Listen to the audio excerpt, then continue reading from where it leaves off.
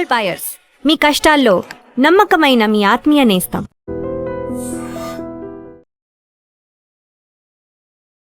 నమస్తే, welcome to dream talking point with కవిత.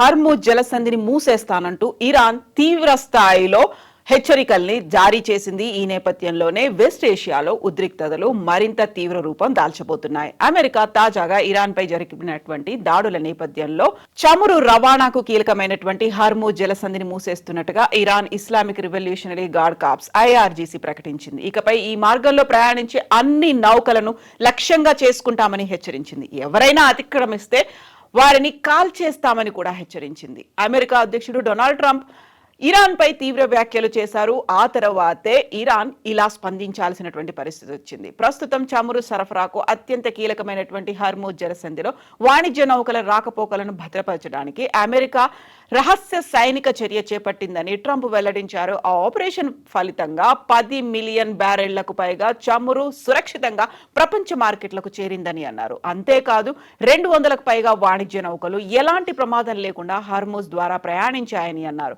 ఈ మేరకు తన సొంత సోషల్ మీడియా ట్రూత్ లో పోస్ట్ చేశారు ట్రంప్. అయితే హర్ముజ్ జలసంధిని దాటేందుకు ప్రయత్నించినటువంటి 2 నౌకలపై ఇరాన్ దాడి చేసింది. IRGC తన అధికారిక టెలిగ్రామ్ వేదికగా విడుదల చేసినటువంటి ప్రకటనలో ప్రాంత భద్రతా పరిస్థితులు దెబ్బతిన్నటువంటి నేపథ్యంలో తక్షణమే హర్ముజ్ జలసంధిని అన్ని నౌకలకు మూసేస్తున్నాం. చమురు ట్యాంకర్లు, వాణిజ్య నౌకలు సహా ఏ నౌకైనా ఈ మార్గంలో ప్రయాణించేందుకు ప్రయత్నిస్తే వాటిని లక్ష్యంగా చేసుకుంటామని IRGC స్పష్టం చేసింది.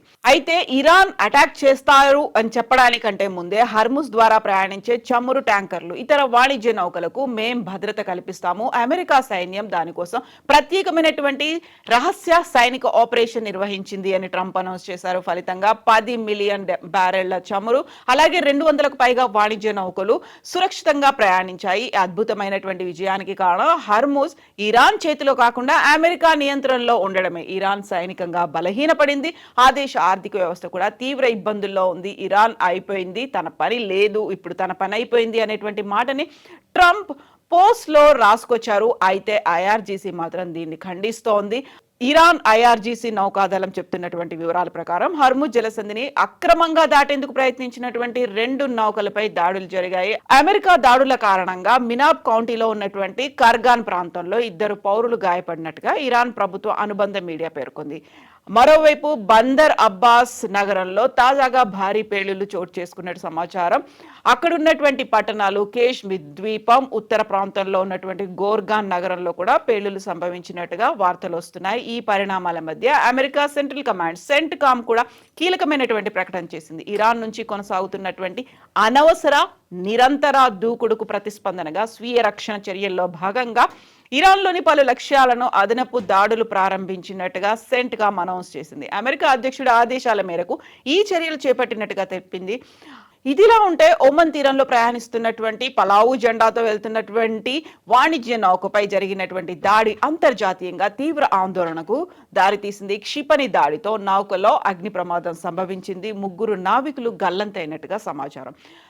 వెస్ట్ ఏషియాలో కొనసాగుతున్నటువంటి ఘర్షణలు, గల్ఫ్ ప్రాంతంలో నెలకొన్నటువంటి ఉద్రిక్త పరిస్థితులు భారత్ తీవ్ర ఆందోళన వ్యక్తం చేసింది. వాణిజ్య నౌకలు, సముద్ర రవాణా మార్గాలపై జరుగుతున్నటువంటి దాడులను ఖండిస్తూ ప్రాంతీయ శాంతి భద్రతల పరిరక్షణకు అన్ని దేశాలు కలిసి పనిచేయాల్సినటువంటి అవసరం ఉందని చెప్పింది. ఐక్యరాజ్యసమితి భద్రతా మండలిలో అంతర్జాతీయ శాంతి భద్రతా పరిరక్షణ, వెస్ట్ ఏషియాలో రాజకీయ పరిష్కారాలు, మధ్యవర్తిత్వం, శాశ్వత శాంతి కోసం చేయాల్సినటువంటి అంశాల మీద జరిగినటువంటి చర్చ భారత్ శాశ్వత ప్రతినిధి పర్వతనేని హరీష్ ఈ అభిప్రాయాలను వ్యక్తం చేశారు. ప్రపంచ సముద్ర వాణిజ్యంలో భారతీయులు కీలక పాత్ర పోషిస్తున్నటువంటి నేపథ్యంలో వాణిజ్య నౌకలను లక్ష్యంగా చేసుకోవడం ఆందోళనకరమని మన ప్రతినిధి అంటున్నారు. ప్రాంతీయ ఘర్షణల కారణంగా పలువురు భారతీయులు ప్రాణాలు కోల్పోయారని, మరికొందరు అదృశ్యమైనట్టుగా సమాచారం ఉందని, సముద్ర మార్గాలు అంతర్జాతీయ వాణిజ్యానికి జీవనాడి లాంటివని, వాటిపై దాడులను ప్రపంచ ఆర్థిక వ్యవస్థ దెబ్బతీసే ప్రమాదం ఉందని అంటున్నారు హరీష్. వాణిజ్య నౌకలపై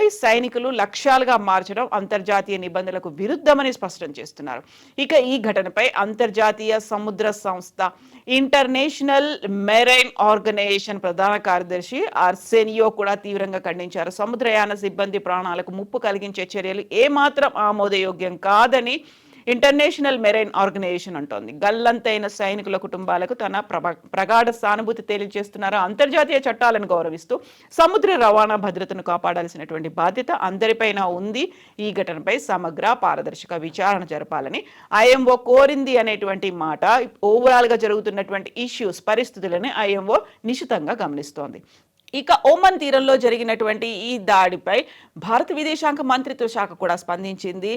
ఎన్టీ సెటప్ బేలో నౌకలో ఉన్నటువంటి 24 మంది భారతీయులు ఉన్నారు. వారిలో 21 మందిని సురక్షితంగా రక్షించినట్టుగా వెల్లడించింది. 3 భారతీయులు ఇంకా గల్లంతైనట్టుగా సమాచారం.